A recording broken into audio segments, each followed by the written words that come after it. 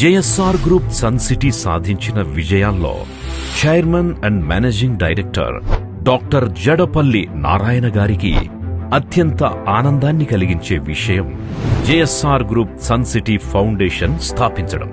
ఈ ఫౌండేషన్ ద్వారా అనేక సేవా కార్యక్రమాలు నిర్వహించింది సన్ సిటీ.